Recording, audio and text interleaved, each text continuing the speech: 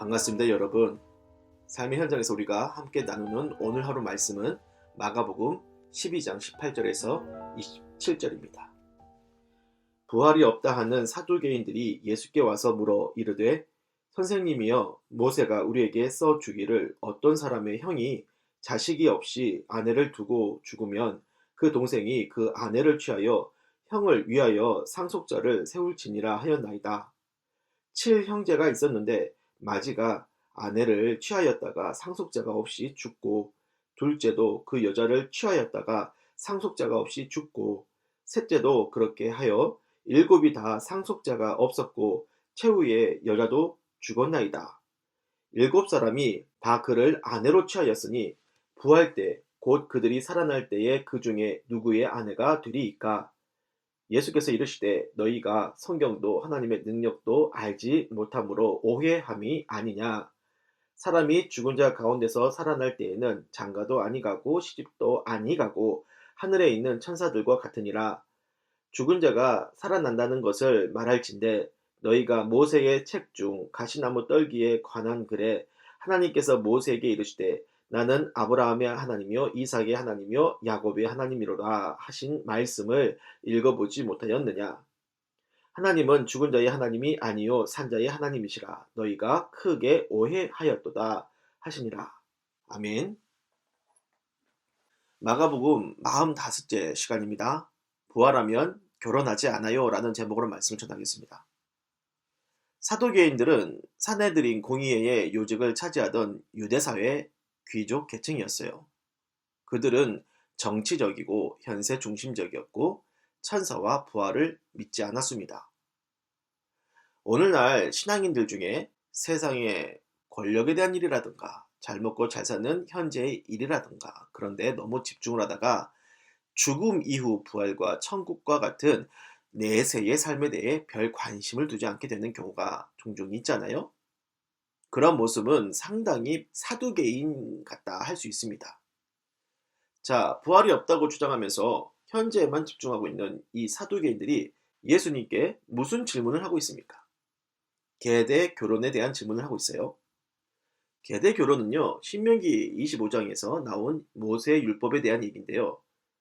이스라엘에서는 만약에 형이 아들을 낳지 못하고 죽었을 경우에 그 동생이 형의 아내와 결혼을 해서 첫 아들을 낳아 형의 이름과 유산 상속을 잇게 하였습니다. 이런 결혼은 과부의 입장에서도 보면 자신을 보호해 줄 수 있는 울타리 제도라고 할 수 있어요. 그래서 이 계대 결혼을 가지고 사두개인들이 어떠한 질문을 하느냐. 선생님, 형이 아들이 없이 죽어서 둘째가 형수랑 결혼을 했습니다.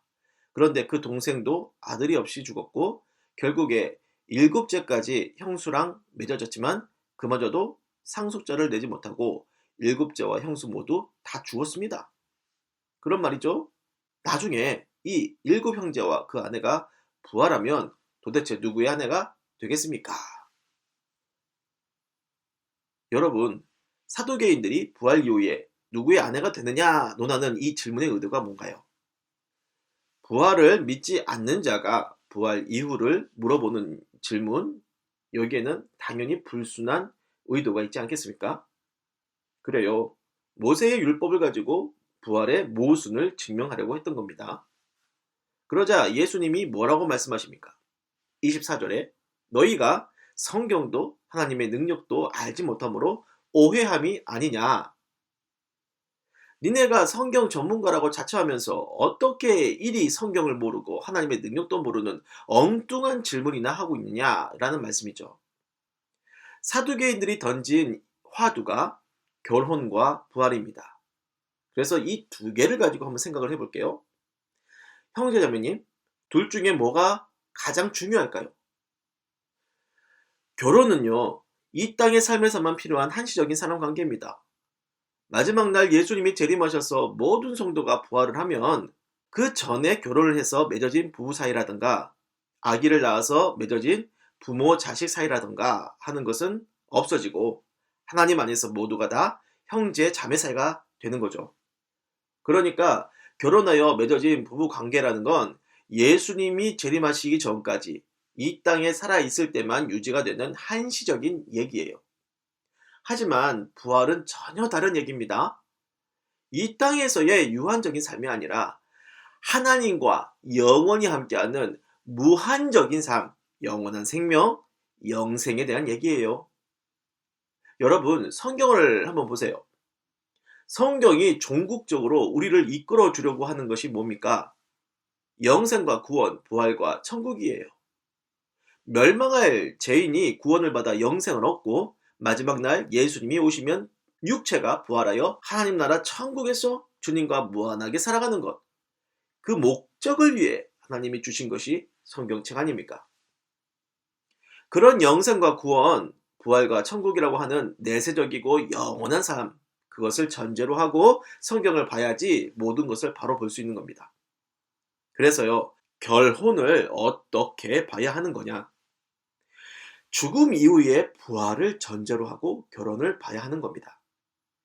초혼으로 평생을 쭉 살았든, 계대 결혼을 했든, 이혼하고 사별하고 재혼을 했든, 지금은 그렇게 결혼을 하여 아기를 낳고 남편과 아내로서, 부모로서, 자식으로서 그 책임에 맞게 열심히 살아가야 하겠죠. 하지만 그 관계는 영생과 구원, 부활과 천국이라고 하는 내세 신앙에 맞춰야 합니다. 무슨 말씀을 드리고 싶느냐?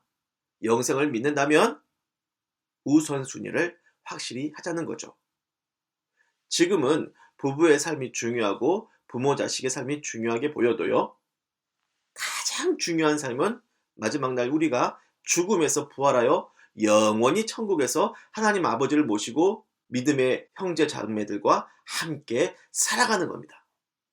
우리의 인생, 우리의 삶은 그 부활 이후의 영생의 삶에 초점을 잡아야 하는 겁니다. 그러므로 이제 말씀을 마무리할게요. 많은 사람들이 이 땅에서의 삶으로 모든 것이 끝나고 그 이후에는 아무것도 없다고 생각을 하면서 그러한 전제로 지금의 남편, 아내, 부모, 자식에게 모든 걸 다 쏟아부어 사는 그런 경우들이 있습니다. 믿는 자는 어떻습니까? 그렇게 살면 될까요? 아니잖아요. 죽으면 끝이 아닌 겁니다. 반드시 죽은 육체가 다시 부활하여 영원히 살게 됩니다. 그때에는 결혼하지 않고 모두가 형제자매로 영원히 살게 될 겁니다. 그래요, 우리의 관계를 거기까지 생각하시기 바랍니다. 그리하여 나의 남편, 아내, 부모, 자녀를 볼 때마다 앞으로 천국에서 아주 영원히 보게 될 믿음의 형제, 자매임을 생각하시고 하나님 아버지 안에서 사랑하시기를 주님의 이름으로 축원합니다. 기도하겠습니다. 주여, 우리의 남편과 아내, 부모님과 자녀를 대할 때 이 땅의 혈육 관계만 생각하여 세상적으로 집착하거나 소홀히 대하지 않고 앞으로 영원히 보게 될 천국의 형제 자매인 것까지 생각하면서 그 영혼을 귀히 여기고 사랑하게 하여 주소서. 예수님의 이름으로 기도를 드립니다. 아멘.